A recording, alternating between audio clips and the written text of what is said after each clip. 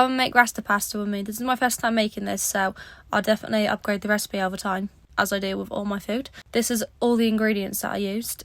I ended up adding a little bit more seasoning, but it's in the list of ingredients at the end of my recipe. I start off with putting my pasta on in heavily salted water, and then I clean my chicken while that's doing. If you don't clean your chicken, you're dirty, because how are you eating this? How are you saying that the oven cleans this off? It definitely doesn't. Once my chicken is cleaned and diced, then I get on with the onions and peppers. I was going to add chilies into this, but I never ended up in the end because my husband wanted this and he cannot handle spice.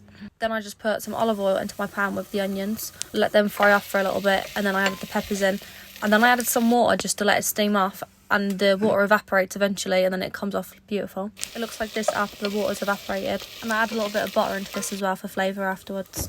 Then I add my chicken and add my seasonings in.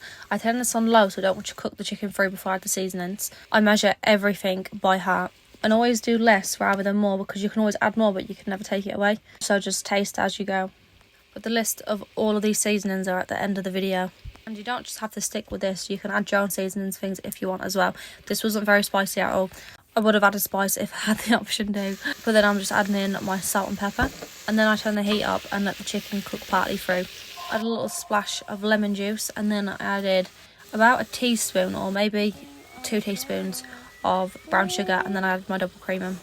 Whisk that together. That will come very thick with the heat, so the more you leave it on the heat, the thicker it'll be, and the colour will get brighter the longer you leave it on the heat as well. You just want to be careful you don't overcook your peppers and turn them to mush. And then I just added my cheese in. I didn't add much cheese as what I thought I was going to add. This took half a block and it didn't even look cheesy whatsoever. When it's as thick as what you want it, then just add your pasta in and use whatever pasta shape you want. I just thought this would go best with the meal, and then I just give it a good mix through together. I'll be quiet for the next video to show you how this sounded. This looked beautiful.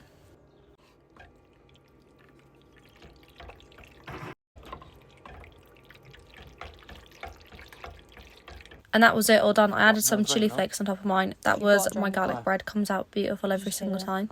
But you should use the jerk paste if you can find it.